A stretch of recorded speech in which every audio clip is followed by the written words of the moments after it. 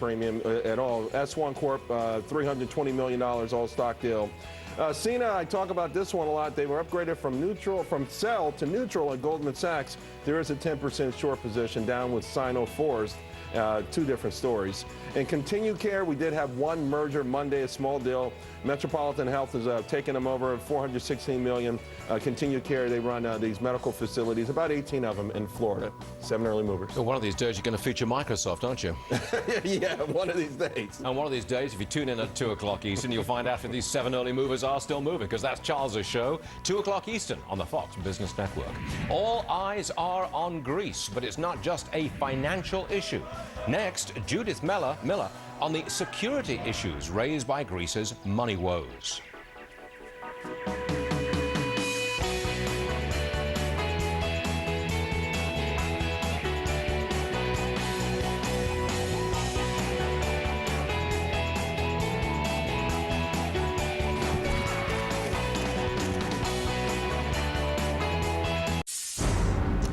Did I say there may have been a downside bias at the opening bell this morning? I was totally wrong. The market is up, as in the Dow, 45 points higher, getting close back to 12,000. We'll see how we go through the day.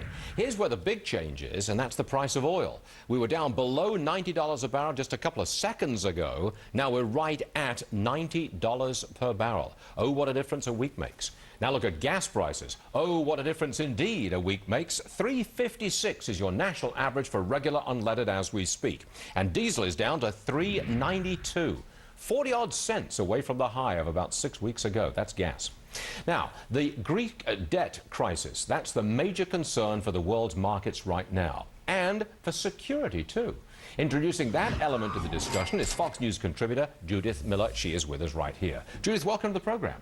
Nice to be here. You think that Europe, financially, is falling to pieces, that they're just putting Band-Aids on a crisis and it won't work, and therefore Europe's in terminal decline? You say that? I think that there's a real danger of that. I think you can see it in the words of Sir Mervyn King, the British central banker, who said, I know we're all focused on Greece this week, but the fact of the matter is, even this package of loans and help is just a Band-Aid. It's not going to solve Greece's overall economic problems. They have to do things they probably can't do. It was an amazing statement and a very ominous one. Yeah, it is. That's very ominous indeed. That's a dire warning from Britain's big central banker. Yes, and I think he's absolutely right. Because, you do? Yes.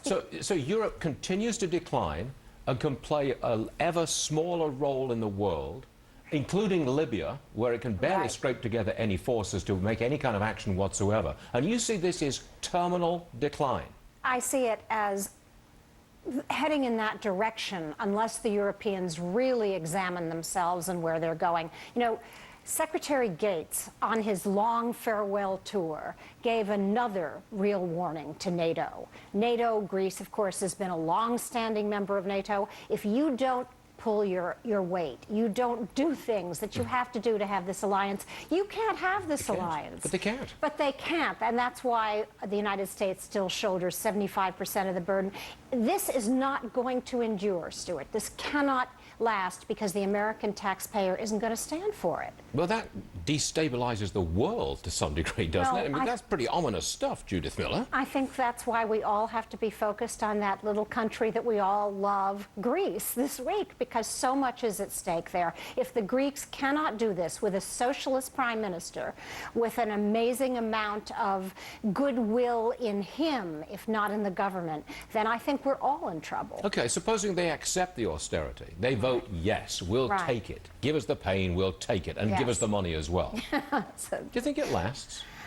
Nothing lasts, but it's going to buy them some breathing room to do what Spain just did, for example. They made 3.8% cuts again in budget to offset, you know, to kind of allay the pressure that's inevitably going to come on them to do the same thing that Greece is doing. To sum it up, over the long term, you see your... I'm not trying to put, I'm not trying to put words in your mouth, but you've issued a sort of a dire warning through the mouth of Mervyn King, Britain's central banker. You don't see Europe going anyplace soon, do you? I'm afraid I don't. But I would raise the same questions about us. Do we have the fortitude to do what needs to be done to get our economy on track? And your answer for America is? We'll wait and see. Oh, no, you can't get out. Come on. Yes, I can. I worry about national security and foreign policy. Look, I just don't know how this budget these budget negotiations are going to come out. Nobody knows right now, but I think that America has usually done what it needs to do when the crunch comes. I'm just not sure the Europeans can do it. Judith Miller, formerly of the New York Times, I think. Yes. Voice of authority right here on the Fox Business Network. Seriously. Judith, thank you very much indeed. We do appreciate it. Nice to be here. Let's get into the price of gold, shall we? I got the market wrong. It's up 50 points, not down a few. Gold is down just a little. Point being, it's dropped below $1,500 an ounce. $1,499 is your current quote. Next, death watch for dear Hugo Chavez. Is Sean Penn sitting vigil bedside? Sarcasm is a low form of words. I'm very sorry I used that.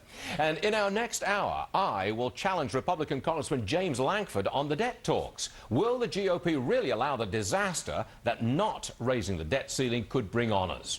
I'll ask him. Plus, you won't want to miss Father Jonathan Morris on Delta Airlines teaming up with Saudi Arabian Airlines. It's another question of morality. And when we are dependent upon the federal government and anyone to do what we need to do to survive, and then we call that an entitlement, that's when we've gone off the cliff. I've got breaking news for you on just how much Facebook is worth. We've just learned that the investment fund GSV Capital has taken a small stake in Facebook that values Facebook at about $70 billion. We've been following this very, very closely. Some people have said it's worth $100 billion. It does an IPO, goes public next year, we believe. By the way, GSV Capital, which made the investment, that stock is up at 22% on word that it's bought a small 225,000 shares in Facebook. Moving on. Is Hugo Chavez dying? He had emergency... Stop the noise. He had emergency surgery in Cuba 17 days ago for a pelvic infection. Now he's reportedly still in Cuba and he is recovering. Does our vulture real estate investor want to make anything of Hugo? You know, I don't know about the whole Hugo thing. He's in Cuba. We don't know if he's dead. I was reading a bunch of articles this morning. It is going to be an interesting situation. Yes. Let me quote you Mary Anastasia O'Grady, writing in today's Wall Street Journal. While conventional wisdom holds that the demise of Mr. Chavez would set Venezuela free, it may instead make the country more repressive. If there's any justice in the world, he'll have to return to Venezuela and marinate in his own stew. The economic disaster he's created. And the last word goes to I you. disagree with what that article says, but his brother said, as authentic revolutionaries, we cannot forget other forms of fighting. In other words, he says there's a ballot box and there's other things.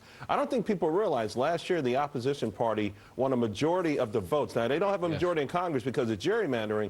That economy was down 2%. Oil is down over 2%. That economy is in shambles. Colombia wanted us to have a military presence there, but their Supreme Court shut it down. Hugo, recovering, we're here. Yeah. We don't know. You're about to hear all about the new Fox Business exclusive. The EPA has been shelling out big bucks to dozens of foreign countries. You will not believe why. We're talking real big bucks. Question, will the Republicans in Washington back down as we get closer to the debt deadline? We're about to ask Oklahoma Congressman James Lankford. Remember, the U.S. government is about, 35 days away from running out of cash. We're on it.